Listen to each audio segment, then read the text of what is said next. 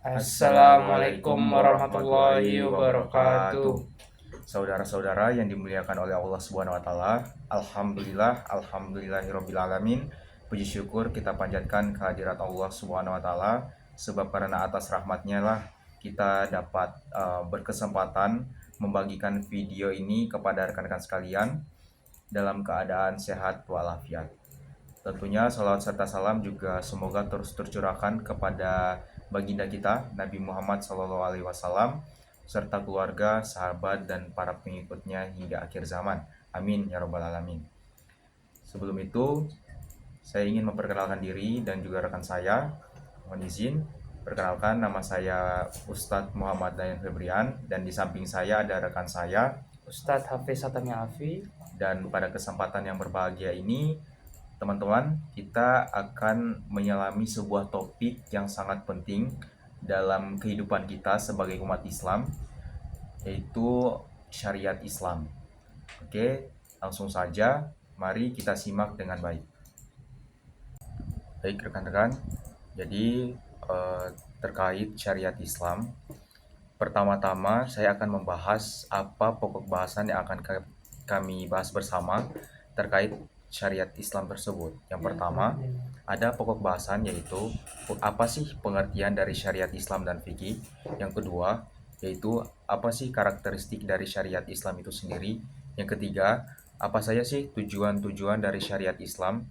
Yang keempat, apa sih yang membedakan antara syariat Islam dan juga fikih.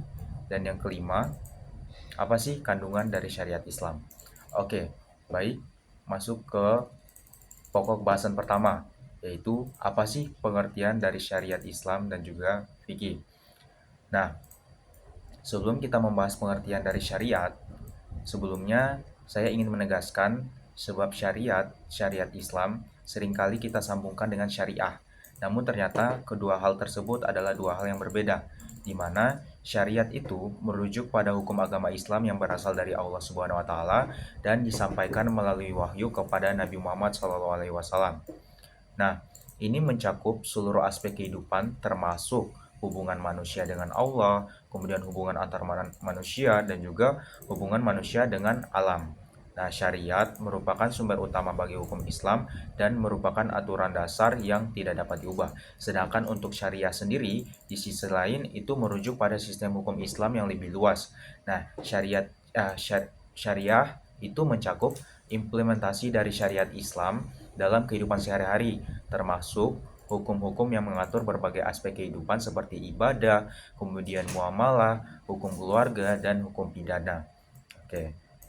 Berdasarkan penjelasan tadi, saya harap kita sudah bisa membedakan apa sih perbedaan antara syariat Islam itu dengan syariah, yang mana dua hal ini seringkali disandingkan secara bersamaan, sehingga terkadang beberapa orang juga sulit membedakan antara apa sih syariat dan apa sih syariah. Nah, oke, baik, kita akan kembali pada pokok bahasan utama kita, yaitu apa sih pengertian dari syariat Islam. Baik rekan-rekan, jadi syariat Islam itu adalah hukum agama Islam yang berasal dari Allah Subhanahu wa taala dan disampaikan melalui wahyu kepada Nabi Muhammad SAW. Syariat ini itu mencakup seluruh aspek kehidupan manusia, mulai dari hubungan dengan Allah, kemudian hubungan antar manusia, hingga hubungan manusia dengan alam. Nah, yang dimana juga di sini Al-Quran itu adalah sebagai sumber utamanya, sesuai dengan Quran Surah Al-Baqarah ayat 208 yang bunyinya, A'udzubillahi minasyaitonirrajim. Bismillahirrahmanirrahim. Ya ayyuhalladzina amanu dukhulu fis-silmi kaffah wa la tattabi'u khutuwatis syaitan innahu lakum aduwwum mubin. Yang artinya, dan katakanlah, hai Tuhan kami, janganlah engkau jadikan hati kami condong kepada kesesatan sesudah engkau beri petunjuk kepada kami. Dan karuniakanlah kepada kami rahmat dari sisimu, sesungguhnya engkaulah pemberi karunia yang maha pemurah. Dalam sumber lain juga menyebutkan, yaitu dalam Quran Surah An-Nisa ayat 59 yang bunyinya, A'udzubillahi minasyaitonirrajim. Bismillahirrahmanirrahim. Ya ayyuhalladzina amanu ati'u Allah wa ati'ur rasul wa ulil amri minkum fa in tanaza'tum fi syai'in farudduhu ila Allah war rasul in kuntum tu'minuna billahi wal yaumil akhir dzalika khairum wa ahsanu ta'wilan, yang artinya, wahai orang-orang yang beriman, taatilah Allah dan Rasul-Nya dan ulil amri di antara kamu. Kemudian, jika kamu berselisih tentang sesuatu, maka kembalikanlah kepada Allah, Al-Quran, dan Rasul-Nya. Jika kamu benar-benar beriman kepada Allah dan hari kemudian, yang demikian itu lebih utama bagimu dan lebih baik akibatnya. Dan disitulah terdapat rahmat dan petunjuk bagi orang-orang yang mau menerima. Selanjutnya topik kedua yaitu adalah pengertian dari fikih. Fikih adalah cabang ilmu dalam Islam yang membahas secara mendalam mengenai hukum-hukum syariat yang mengatur segala aspek kehidupan umat muslim. Ilmu ini mencakup berbagai hal, mulai dari ibadah seperti sholat, puasa, zakat, hingga seperti jual beli, pernikahan, dan hukum waris. Fikih berasal dari dua sumber utama dalam Islam, yaitu Al-Quran dan hadis, serta diinterpretasikan melalui 5 kesepakatan ulama dan kias atau analogi hukum. Dengan mempelajari fikih, umat Islam dapat memahami bagaimana menjalankan kehidupan sehari-hari sesuai dengan ajaran agama, baik dalam beribadah kepada Allah maupun dalam berinteraksi dengan sesama manusia. Ilmu fikih juga harus berkembang mengikuti dinamika zaman, sehingga selalu relevan dalam menjawab berbagai tantangan dan pertanyaan baru yang muncul di tengah masyarakat. Nah, melalui fikih, kita bisa mendapatkan panduan yang jelas untuk mencapai kehidupan yang berkah dan diridhoi oleh Allah. Oke, baik. Selanjutnya kita akan membahas apa sih perbedaan antara syariat dengan fikih. Nah, perbedaannya, syariat itu merupakan sumber atau landasan fikih, sedangkan fikih merupakan pemahaman syariat. Meskipun tidak dapat dipisahkan, namun ada perbedaan antara fikih dan syariat itu sendiri. Antara lain, yang pertama, syariat itu berasal dari Allah dan Rasul-Nya, sedangkan fikih itu berasal dari pemikiran manusia. Nah, yang kedua, syariat terdapat dalam Al-Quran dan kitab-kitab hadis, sedangkan fikih itu hanya terdapat dalam kitab-kitab fikih. Nah, yang ketiga, syariat itu bersifat fundamental dan mempunyai cakupan yang lebih luas karena oleh sebagian ahli dimasukkan juga dalam akidah dan juga akhlak, sedangkan fikih itu bersifat instrumental dan cakupannya terbatas pada hukum yang mengatur pada perbuatan manusia. Nah, kemudian perbedaan selanjutnya, syariat itu mempunyai kebenaran yang mutlak atau absolut dan berlaku abadi, sedangkan fikih itu mempunyai kebenaran yang relatif dan bersifat dinamis. Nah, yang kelima, syariat hanya satu, sedangkan fikih itu lebih dari satu, seperti terlihat dalam mazhab-mazhab fikih yang kita ketahui bersama. Oke, baik. Nah, pokok bahasan selanjutnya yaitu adalah kandungan dari syariat Islam. Yang pertama itu ada ibadah. Ibadah dalam Islam itu mencakup segala bentuk penghambaan kepada Allah Subhanahu wa taala, seperti sholat, puasa, zakat, dan haji. Ibadah-ibadah ini merupakan kewajiban bagi setiap muslim dan memiliki aturan serta tata cara yang diterapkan secara rinci dalam syariat Islam. Itu yang kedua adalah muamalah atau hubungan sosial. Syariat Islam juga mengatur hubungan sosial atau muamalah, yaitu interaksi antara individu dalam masyarakat, seperti jual beli, hutang piutang, perjanjian, dan lainnya. Prinsip dasar muamalah adalah keadilan, saling ridho, dan menghindari riba serta garar atau ketidakjelasan dalam transaksi. Yang ketiga yaitu hukum pidana atau jinayah. Dalam syariat, terdapat hukum-hukum yang mengatur tentang sanksi pidana atau jinayah, seperti hukuman untuk pencurian, pembunuhan, atau perzinaan. Tujuan dari hukum pidana dalam Islam adalah menjaga ketertiban dan melindungi hak-hak individu serta masyarakat. Yang terakhir yaitu akhlak. Akhlak atau moralitas merupakan bagian penting dari syariat Islam yang mencakup perilaku baik seperti jujur, sabar, ikhlas, dan rendah hati. Islam menekankan pentingnya menjaga hubungan yang baik dengan sesama manusia dan lingkungan berdasarkan akhlak yang mulia. Oke, baik. Selanjutnya rekan-rekan kita akan melangkah pada pokok bahasan selanjutnya, yaitu apa sih karakteristik dari syariat Islam itu sendiri. Nah, syariat Islam itu memiliki beberapa karakteristik yang membuatnya istimewa. Yang pertama yaitu bersifat universal. Syariat Islam itu berlaku untuk semua manusia tanpa memandangi ras, suku, ataupun status sosial.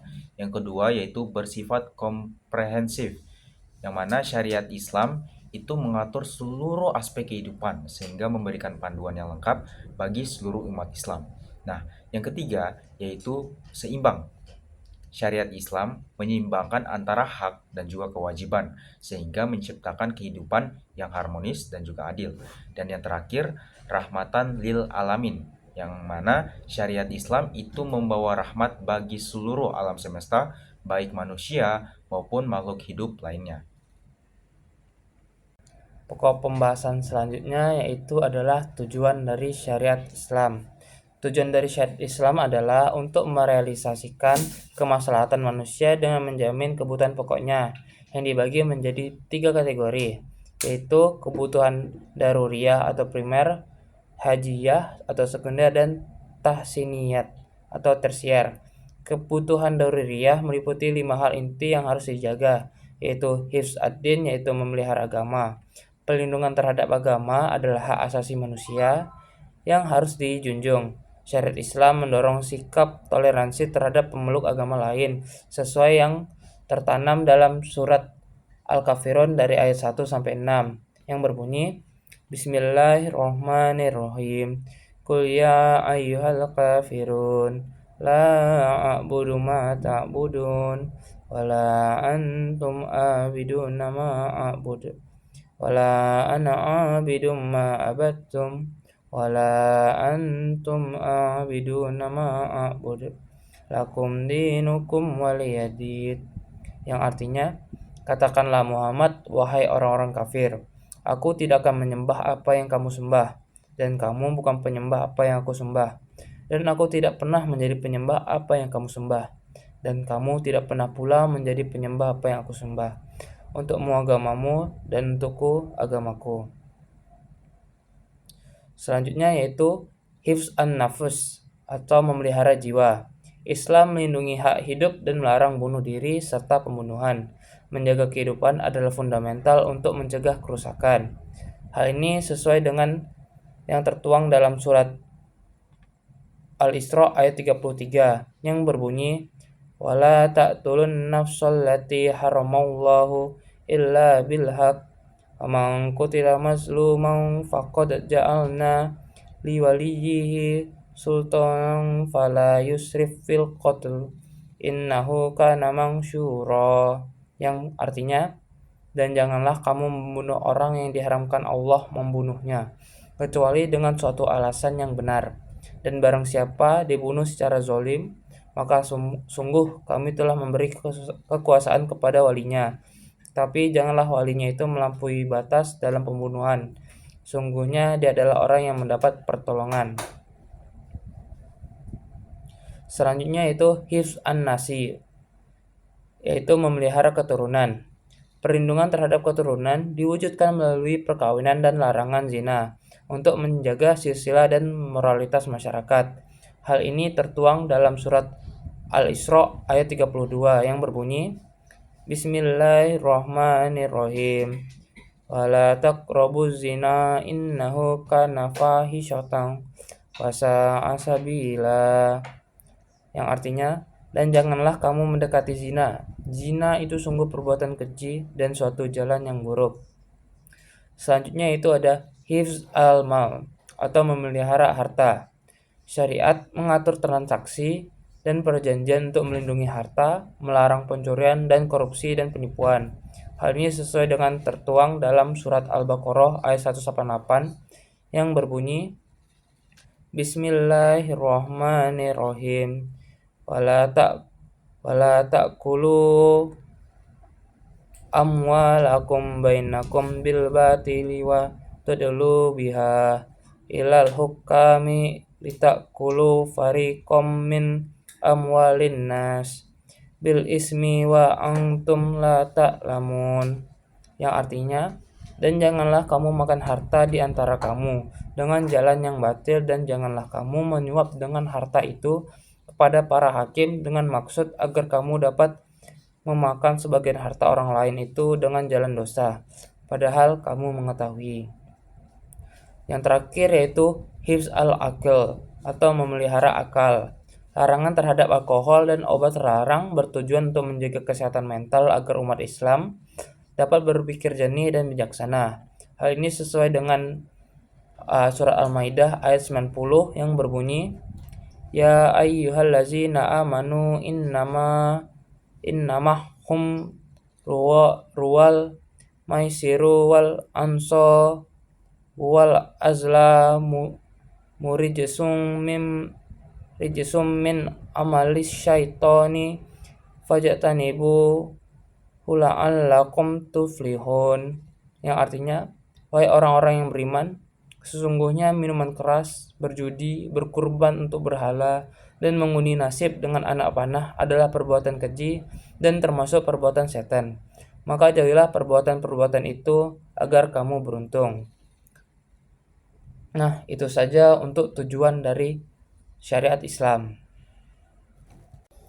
Baik, saudara-saudara sekalian, kesimpulan daripada materi ataupun topik yang telah kita bahas pada kesempatan kali ini yaitu memahami dan menjalankan syariat Islam merupakan kewajiban bagi setiap muslim, yang mana dengan memahami syariat Islam kita dapat menuntun diri kita menuju kebahagiaan di dunia ataupun di akhirat. Semoga Allah Subhanahu wa taala memberikan kita kekuatan dan hidayah untuk selalu berpegang teguh pada syariatnya. Sekian dari kami. Wassalamualaikum Assalamualaikum warahmatullahi warahmatullahi wabarakatuh. wabarakatuh.